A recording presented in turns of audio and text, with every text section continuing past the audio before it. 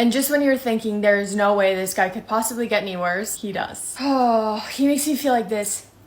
Franklin Delano Floyd, he was born in Georgia. He was the youngest of 5 kids to his mom and dad. His childhood, not good. It was terrible. Left him with a lot of trauma. His father, horrible man, but he did pass away when Franklin was still young. The mom thought she couldn't take care of all the kids, so she dropped them all off at an orphanage. The orphanage itself, toxic environment, not a good place for kids to be in. After living in that orphanage, when Franklin was 16 years old, he went looking for his birth mother with a last effort and the smallest bit of hope that maybe he could have a family again. But when he found the mother, she was not in a good place mentally herself. She wanted absolutely nothing to do with him. Franklin is now a boy out in the world with no guidance, no place to live, no food. And he had nothing to look back on his past other than neglect, anger, and hatred. He had been in the world for 16 years and all that he had ever known was violence. There's nothing to do. He turns to crime, starts committing robberies, he gets in trouble, doesn't learn, and the cycle repeats itself. In 1962, he's around 18 to 19 years old. He kidnaps a 4-year-old girl, takes her to a wooded area, assaults her, and then just leaves her there. He does get arrested and charged for this, and he is sentenced to 10 to 20 years in prison, but after only being in prison for 4 months, he escapes.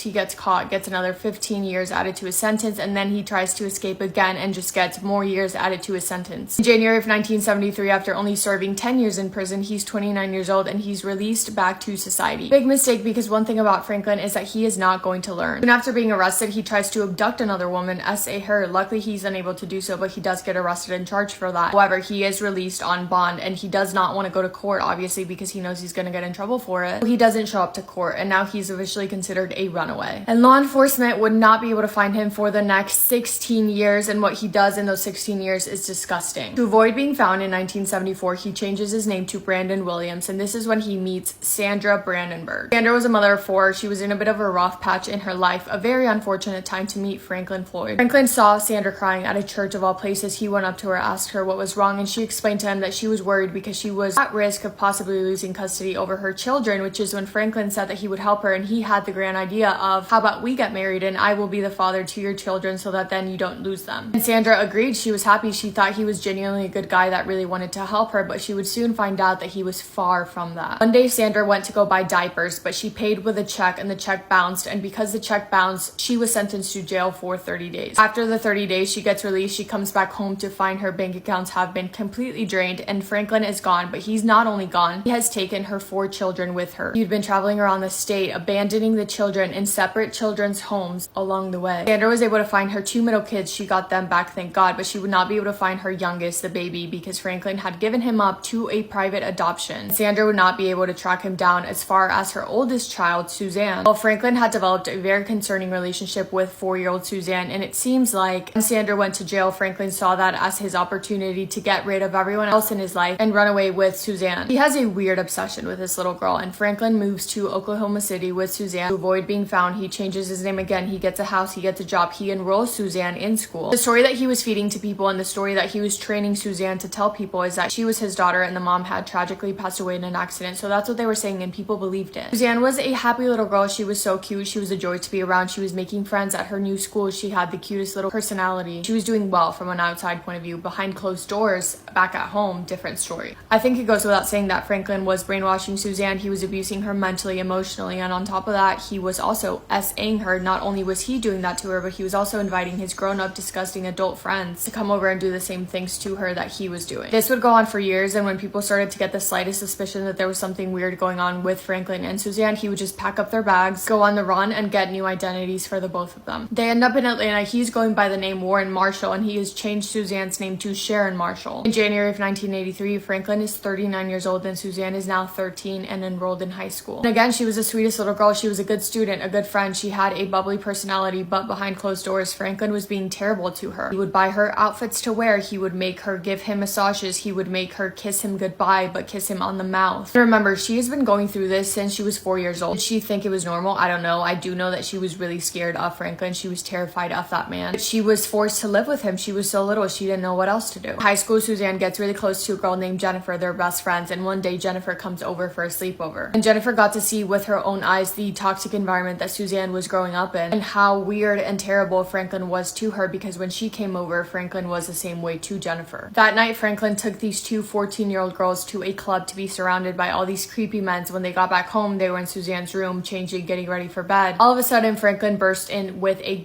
pointing at them, and he's yelling and screaming, literally with the weapon pointing at their faces. And then all of a sudden he just puts it down and starts laughing and thinks that it's this big joke. He's a true psychopath. Needless to say, Jennifer never went back there for a sleepover again, no matter how hard Franklin tried to convince her to come back. We get to the point where Suzanne is about to graduate high school and she's making plans to go to college when she falls pregnant. It's never been confirmed who the father was. I have my suspicions that it was Franklin, because how convenient is the timing that she was about to go away, start a life without Franklin where he would not be able to control her, and then she falls pregnant and is not able to go to college and has to stay home. She stays home, gives birth, the baby is given up for adoption. A couple years later, in 1988, when Suzanne is 18 years old, they end up in Tampa, Florida. Suzanne falls pregnant again by a boy named Greg, and she keeps the baby because Franklin allows her to, under the condition that Greg has to get out of her life. He would not have anything to do with this baby, and Franklin would raise this baby as if it was his own. Suzanne gives birth to a little baby Michael, and it gave her an entirely new purpose in life. She adored the little boy. There was nothing in the world that she loved more than that baby. Unfortunately, however, Franklin is still in the picture, and he still thinks that he's entitled to make every decision and control Suzanne's entire life, but now he also thinks he's entitled to control everything that has to do with Michael. During this time, Suzanne gets a job at a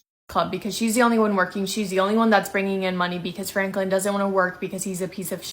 She's working at the club. Everyone loves her because she's a good person. She's a joy to be around. She's so easy to love. She's kind. She's smart. She's fun. Even though her life at home sucked, she was still able to be who she really was, which was a beautiful person inside and out. The girls that she's working with start to get freaked out by Franklin because he's showing up at the club to watch them dance. And he's being weird. He's just weird. He's creepy. And one of the girls she worked with, her name was Heather, she starts getting suspicious and she thinks that she knows what's really going on at home. She goes up to Suzanne and she tells him, you need to leave him. If not for yourself, then leave him for Michael. So that Michael can live a happy life and not be surrounded by this creepy man that does disgusting things. And for the first time ever, Suzanne opened up to Heather and she told her, I can't leave him because if I do, he has threatened to kill me and my son. Another girl she worked with, her name was Cheryl Ann Camesso. Cheryl had big hopes and dreams to go to Hollywood and be an actress, and when Franklin found out about that, he told her that he had connections in Hollywood and that he could help her make her dream come true. He's lying to her, and then at one point Franklin tries to SA Cheryl. He's unable to do so, and Cheryl was not having it. She was strong, she was brave, and she wanted to stand up to Franklin and show him that this was not okay. She ends up reporting Franklin for some shady stuff that he was doing, so he stops receiving money from the government that he previously was, and he was pissed. He showed up at the club, threatened Cheryl at her place of work, and then a week later Cheryl goes missing and she is never seen again. It would be years before we find out what actually happened to Cheryl. Now we know that Franklin had abducted her, SA'd her, and then killed her. After that, Franklin again packs up his bags, Suzanne and Michael's bags. They're on the run again, new place, new identity, starting fresh. It was in this new place that Franklin decided, oh, I don't really want to be just father and daughter with Suzanne anymore. How about we start playing the rules of husband and wife? And they get married, legally married, under their fake names. Suzanne starts working at another club there and she meets a man named Kevin, and she had reached her breaking point. She thought, enough is enough. I need to get out of this situation. She wanted a real life. She wanted a safe and happy home to be able to raise Michael, and her and Kevin made plans to run away together and start a new life together. When Franklin found out, he did not like that. Coincidentally, before her and Kevin could run away together, Suzanne gets in a horrible car accident. She was hit by a car and it left her in a coma, but no one saw who was driving the car, so it was only ruled as a hit and run. Suzanne is in a coma and Franklin goes to visit her at the hospital because on paper he is her husband. And one morning when the nurses go to check on Suzanne, they open the door, they enter the room, and they find 20-year-old Suzanne Savakis no longer alive. She had tragically lost her life overnight, and it made no sense because everything medically pointed to Suzanne making a full recovery. Instead, she just mysteriously lost her life. And the last person to had seen her the night before, and the last person to be left in a room with her alone, was Franklin Floyd. It's horrible. It's so sad. It's tragic, and I wish that I could tell you that was the end of the story, but it's not, because Franklin is now left with 2-year-old baby Michael. Franklin's grand plan was to go away and do what he usually did, go to a new place, get new names, but to be able to do that he needed money. He goes to the bank to try and get out money, but he gives the wrong social security number, the social security number for his real identity, for Franklin Floyd. That flags up in the system that Franklin Floyd is a runaway that police have been looking for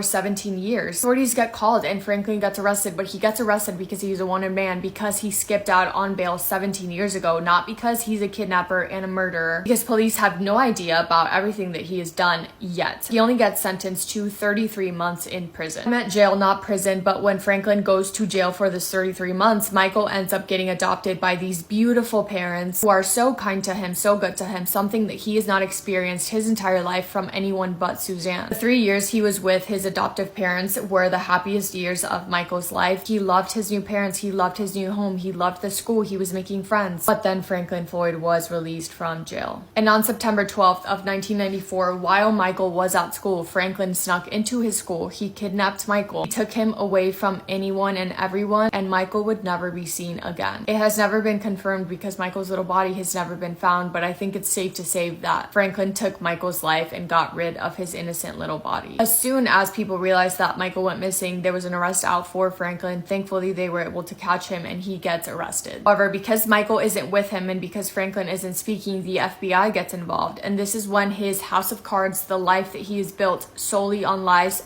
finally starts to fall apart. The FBI is looking into the situation and they're looking into Michael's mom, who they think is a woman named Tanya, but then they start digging deeper and they realize it's not Tanya, it's a woman named Sharon Marshall. They're looking through pictures, they're looking at a picture of the woman that they think is Sharon Marshall, and then they find a picture of Franklin with the little girl from years ago. They have the pictures side by side and they realize the little girl that Franklin is with is Sharon Marshall. And the FBI is baffled when they start peeling back the layers and when they find out the truth that Sharon was actually Suzanne Sevakis and she was kidnapped by Franklin when she was only 4 years old, and that this entire time they had been on the run in new places with new identities. They find pictures because Franklin was so creepy. He would take pictures of everything, and the pictures are painting out the story, letting them know exactly what has been happening the last 17 years. They figure out everything, that Franklin was giving them new identities, new names, first under mother and daughter and then under husband and wife, and they see that she mysteriously passed away at the hospital. They assume that that was Franklin, but unfortunately they're not able to prove it because they have no solid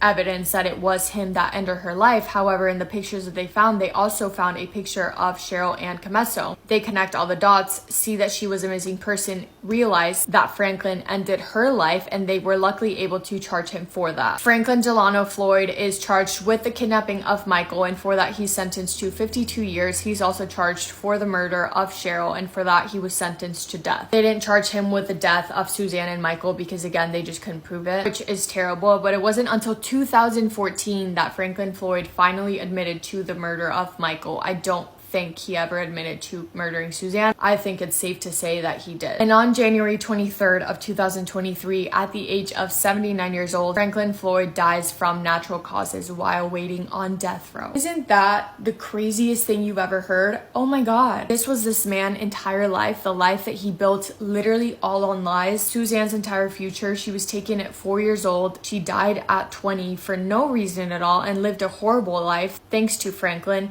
Cheryl lost her life for no reason. Little Michael was so innocent. It's fucked up. Let me know what you guys think about this. I do think there are some movies and documentaries based on this case, but I'm intrigued to hear what you guys have to say. Thank you so much for spending time with me today. I hope that you've had the best day ever, and if not, go do something that makes you happy. Go do something to make it the best day ever, and I love you so, so much. Massive kiss on the forehead to every single one of you.